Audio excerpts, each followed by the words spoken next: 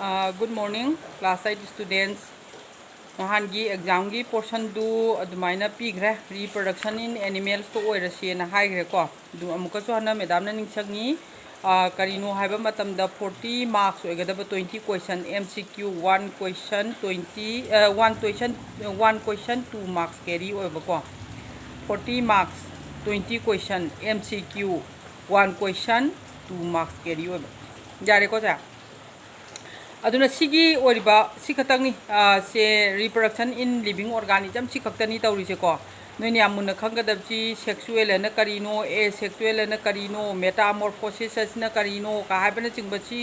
mayam singchidagi loi hangakadaba ngaktani adu ngahan revision oina madam na piba dudai metamorphosis in the butterfly sibok tawgre na khale then ngasidi reproduction in humans maina tawsiko reproduction in humans si mamangda khajana dumaina tawgrabani adubu ngasi dumaina amuk remind tawge ingchangge munataw nakanda ye iba diagram do khajana yengo ahan ba matamda reproduction in humans dei je PDC male reproductive organ haibane ba humans na sexual reproduction tawe human beings ti ko maram di higher organism ni na sexual ya hair ko targadi male and female different sex leiba darkar oeba maram di fusion of gamete oina tawna ba that is sexual reproduction asexual reproduction da di fusion of gamete darkar leite ko fusion of gamete to dagi kaidoba fusion of gametes there fertilization laigraga then the zygote la kan the zygote na dum akhogi develop torakanda kaidoroni haiba matamda akoina se new ones to dumaina puthorkadori ni sidai chei cha or makhal ani different sex male and female changabanina male gi female gi sida khangdaba yadre aduna male gi sidai chei cha hormone kari thadori female do hormone kari thadori karai da karmai tok duna fusion of gamete tawi ka haiba se everything adumaina khangadamni ko main reproductive systems there is the oil si kari no sandoi se have the testes have a masalani sperm duct have a masalani penis have a masalani then ye ibadu dai du yango huji ahan bada hai give the testes have natra adu makha du dai the testes adu tardi testes se kya leirani ani leigani pair one pair of testes and the sperm duct yango sperm duct tu na testes ki nakan du dagi paring oina sat kidro then the aroi bagi duna penis haiba natro penis karai de leire sida leire sumai tok dana sigi ahum sina akhona reproductive system of male du de include togani adu sigi ahum sigi manung sidai sei ta kari karmai na yawi karamba mafam da fusion oigani karai dagi kari thadrokani habado adu amukhanga daba the main reproductive system includes a pair of testes the sperm duct and the penis ko tiom je leire adu di testes sidana kari no sperm duct na kari no penis na kari no haibana chingbase sigi se amug yenga se number 1 testes ta yengo testes and es na loitar ga di plural ni is na loitar di singular ni ko are found inside the crida scrotal sac sigi stay the scrotal sac laitro sigi scrotal sac sigi manung sidai sa kari yaure testes yaure testes tu dagi kari sat kre hai kanda ngasai gi sperm duct to amuk sat kidoi ni ko sigi scrotal sac laire found inside the scrotal sac which holds them outside the body and thus at a lower temperature than the rest of the body lower temperature oeba rest of the body to the lower temperature oeba outside the lebeduna si jam hangan ba question ni ko scrotal sac se sigi stay say which holds them outside the body and thus at a lower temperature than the rest of the body akogi male reproductive organ dai da mapan da leibagi maram se sigi se oira kadoi ni ko the testes have many coil tubes mayam testes dai sai sa maina yaugani inside which sperms are produced and mature sperm sing se produce torkani mature oira kanda this occurs at a temperature lower than the body temperature each sperm has a head sperm khudingmak se head laigani middle piece laigani tail laigani tail gi se kaidok de ba it uses to swim tawraga female gi obam duga dumaina confuse तौनबनी को the testes also secrete करी थादोरई male hormone कराइदे थादोरई testes तगी थादोरकनी देलेरे को ये testes दगी male hormone दो माइना थादोरकनी testosterone कौगनी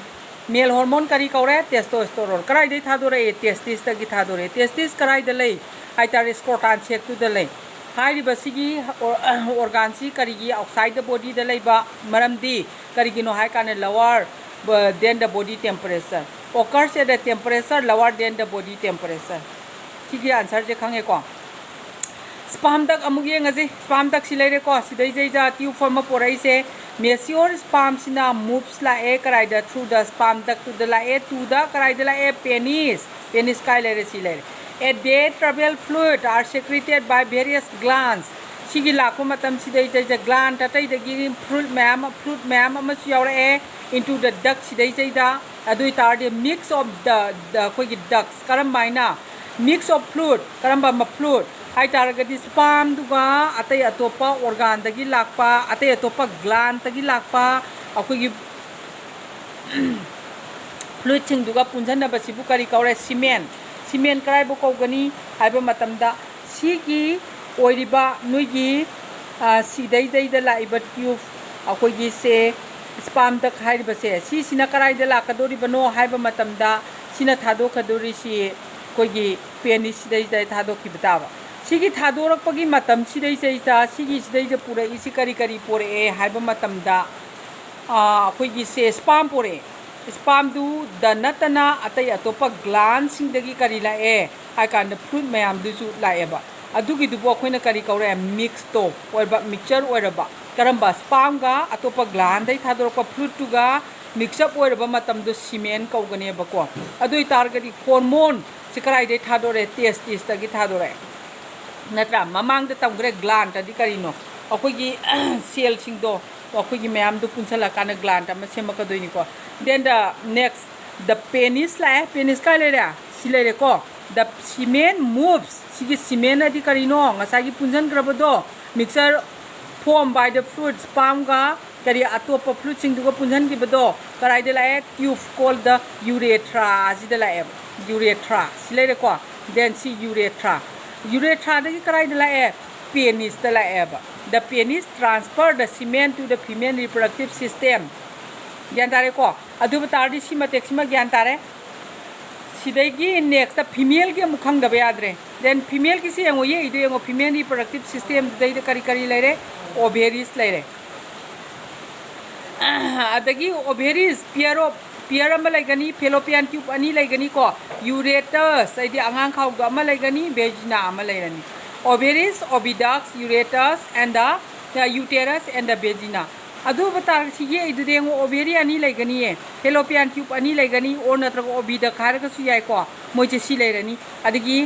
सिदै से इस्ता uterus लेरनी vagina लेरनी अदु बतारगदी सि ovary सिदगी ovum और एक से मखोइगी कैदोबा मंथ अमदा रिलीज तौरे एबा हे कराइदा हाइतादी ओविडक सिदै और नत्रग फेलोपियन ट्यूब सिदै दैदा दुइदुबु करी कौगे आइबा मतमदा ओवुलेशन पीरियड अन कौगने बको say the female reproductive system includes a pair of ovaries, pair of oviducts, uterus and the vagina silere ko si draw ga jo hangan ba po ni ko sisima the ovaries are the pair of whitish structures silere ko sidaida found in the lower abdomen akogi khoi leri basigi makha thang ba portion se abdomen kawi sigi sidai se ida the minor ovaries se laigani haibo ovaries se sidai se ida kaidoba ovaries two pairs of ovaries lairani ova se ovaries tagi produce tore ovum is the largest cell in the human body di kanano ovum the ovaries also secrete ovaries tagi kari secrete tawra kadagi haiba matam da female hormone ngasai male hormone kai dagi thadoki male hormone thadoki badu karai dagi no haiba matam da testis adu dagi thadoki dro female gi na karai dai thadore I ovary dagi thadore khange ko ovary dagi thadore adu maming di yengasi estrogen and the progesterone ani ni thadore isa amaduna testosterone khatani ko अदुदी oviduct अमुक येंगसी oviduct और नत्रगा fallopian tube क्या ले अनि ले the mature ovum is release into one of the oviduct आईदी fallopian tube से अनि ले बिस्ता अमा नत्रगा अमा सीजे एवरी मंथ खुदिंग थादोरक release of ovum from the ovary सिबु करी कौगे हब मतम द ओवुलेशन द ओवम सिना travel through the oviduct to the कराई द सतोरिबा यूटेरस द सतोरिबा यूटेरस अदि कइनो वुमदो इज पोस्ट लाइक ऑर्गन खाव गुम्बनेबा fertilisation occurs if fertilization occurs the baby develop here fertilization से तौब तारगदी अखोइना बेबी दो कराई द डेवलप तौगनी हाय कान यूटेरस द तौगनी द फर्टिलाइजेशन दि कराई द तौगनी सिदा तौगद्रा तौरोय नसाइगी ट्यूब टू द तौगनी को the vagina the uterus opens uterus to hangdora ani to the outside through the vagina sigi makhas de ge maina uterus se maina hangdoga lege damni ko then female gi lere next fertilization la se ko sidai jai da sperm ama yauri se masi ye ko hangale masi ye ko ama oitar gi 2-3 marks maina hangale ko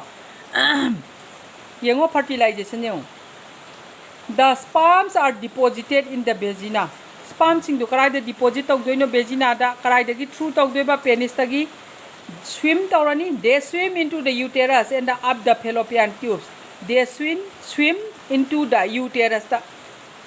and up to the karai fallopian tubes if an ovum has been released and is present in one of the fallopian tubes da leiraba thadoraga ngasai gi ovum do thadoraga fallopian tube ani du marakta amada leiraba sperm do na karigumba fuse tawrabo ovum duga fertilization occur oirani karai da fertilization occur ogani fallopian tube ta oigane ba the ovum after fertilization je kari kaure zygote koroni ahan bai dudi fertilization dudi punjan bakatani ko adugi matung tagi zygote lakadori ni the zygote na kaidorani divide tawrani adagi forms a ball of cells sema ani sigi this ball of cells the ball do karai da fallopian tube to into the karai da akoina la ani ha kanda uterus angang khau du da la ani ball of cell do karai da attach tawgani cell to the wall of the uterus ki wall du da attach tawga laigini ahan bada हाई बसीगी जिबु करी कवी process है implantation है बसे beginning of the pregnancy नी करीनो है बमतमदा ngसाई फ्यूजन ऑफ गेमेट टू ओइरब मतमदा फेलोपियन ट्यूब टू दगी कराई दलाए यूटेरस दलाए यूटेरस दगी बोल ओइबा सेल की स्ट्रक्चर सिंदो कराई द नपग लैरे यूटेरस की वॉल द नप लैरे सिगी प्रोसेस से करी कवी implantation this is the beginning of pregnancy हबको Every month, the lining of the uterus becomes thick in preparation to receive a fertilized ovum. If the ovum is not fertilized, ovum je karigumba fertilized tawdraba, the ovum along with the tissues, and the blood from the lining of the uterus is expelled during the monthly period or menstruation. हाइबदी ngसाई सम संबदा fuse तौद्रब तारगदी wall द सुना परोय अमसु तौरोय बोल कचिंग दु सेमरोय अदुब तारगदी हाइब सिंग दु काइथरकनेब काइदब ovum along with the tissue साइजे को अंडर द ब्लड तो फ्रॉम द कराइदगी लाइनिंग ऑफ द यूटेरस तगी लानी काइरा अबनीना अदुइदी करी कौरे हाइ कांद मदुइदुमान मंथली पीरियड और नत्रगा मेंस्ट्रुएशन स्माइ कौगनी को अदगी next development of the baby नाकन दिगे इदुनी डेवलपमेंट ऑफ द बेबी से सिदai सेइसा मागी ममागी आंगांग खाओ ngसाई यूटेरस और वूम अदुदा लैबदुनी को हाइसे अदुना अहान बद बॉल ऑफ सेल्स टू दगी मोइसे तासलेगा डिवीजन तौर अब मतुंगदा अखोइना हुजिक आंगांग अमा पुरा ओइरकदौरिबनेबा हाइरिबसी मोखोइसिचु चाब थक एवरीथिंग अदुमाइना तौगदोरिबनी करी अपार्ट अनि लेहनगनी अम्बेलिकन कोर्ट हाइबा म लैगनी प्लासेंटा हाइबा म लैगनी प्लासेंटा हाइबसिना करीनो हाइबा मतमदा अखोइना से नाउफम का हाइबदुनी को सिगी सिगा आंगांग खाउसिगा अदुमाइना समनरगा लैगिनी अदुगा अम्बेलिकन कोर्ट हाइबदुना खोइरी हाइबदुनी खोइरी सिना मांगोंदा पिथोक पिसिन अदुमाइना मागी एवरीथिंग न्यूट्रिएंट्स सिंग दु फंगनगदोइनी को येंगसिसे development of the baby The developing group of cells in the uterus is called the embryo. Develop for the first 2 months. After this, till the baby is born, it is called the fetus. Fetus kaurani ko. During the first month of pregnancy, the embryo increases rapidly in size and become 10,000 times the size of the fertilized egg. Akoi first month sidai sa oigadoi ko. Umbilical cord develops, connecting the embryo to the uterus. Umbilical cord dai nani. Umbilical cord sina develop taurani, kara connect taurani embryo do akoi gi develop taura iba kaino do angang do ko to the karaida uterus ta. Connect tauraba. The size and the shape of the uterus change to accommodate the growing embryo. Size, shape, teaching gi akoi gi se uterus de angang khau do. Adugi manung sida change sab laktorini the special tissue called the placenta. Tissue di kaino group of cells to tissue ko draw. Adui do special tissue ni placenta la develops taure karaida at the point where the embryo is attached to the uterus. Embryo do na attached tauriba angang khau du da dugi du the embryo is attached to the uterus. Hairiba mafam sida placenta hairiba special tissue se develop taureba. The embryo does not have functioning. Embryo do the function to bang amponte digestion gi sor hondo honjin gi adagi receive nutrients gi oxygen from the mother through the placenta everything this mind to godori ne bako. Placenta do the adumaina power haraga. Waste products from the embryo are sent into the mother's blood. Aduga phatabasing to the mother's ki blood ta amuk thado kiba karaida through the placenta. However, there is no mixing of blood. Blood ki mixed over lairoi maramdi the blood of the mother siga developing baby siga mixing blood se maina laite bako. 2 months the major organ of the body starts forming that develop further during the remaining periods of the pregnancy and the fully developed babies 9 to 10 months oirani newborn human babies se helpless oira kaim tawngam ponte. They cannot look after itself. The mother feeds the baby breast milk and the parents take care of all its needs. Darkar oiba khuding makse loina ba angang sigi mama mapa sina tawgadabani na haiba ko. Sidai jaida amuka su yengo sigi hairiba sidai jaida during the first month of pregnancy the embryo increases repeatedly in size and becomes 10,000 times in size of fertilized egg haibani ko. The umbilical cord develops connecting the embryo siga to the uterus. Sigi sina uterus siga embryo siga admain tau dana punjalale. Adagi ngasai placenta sudu special koi gi cell tissue ni ko. Sigi sichu akoina point amada ya sidai sai where the embryo attached to the uterus. Embryo sina uterus te attached tauriba mafam du dai du da hujiki hairiba placenta se sigi si admaina attached tauraga laigane ba. Adoi tardi embryo sina karimata function tawba du laiter targa su hujiki through mother through the kanaga placenta siga tawgone ba. Aduga yenthok yensina ngasai gi amo umbilical cord to adui duna amuk su tawrakani ko. Sumai tawdana angang amasi 9 to 10 months pokse sexual reproduction gi di adumaina human beings ki oina adumaina leiraba matungda akhogi kaidoba newborn oina adumai poklakani pokri phawdi moisibu fetus harga khangnagani adu angang sing asina sibok se noi adumaina khango adugi mathakta sida yam diek pahangali se sperm gumba female reproductive system smaina yam hangan bani ko hormone sing hangali adagi karaida akhogi kaino tawi fusion of gametes se karai da no kaina ga haiba ko female hormone male hormone adagi amuksu karai da fertilization ka zygote ka kanana hali kaina ga haiba na chingba sina chingba mayam chingche leire ko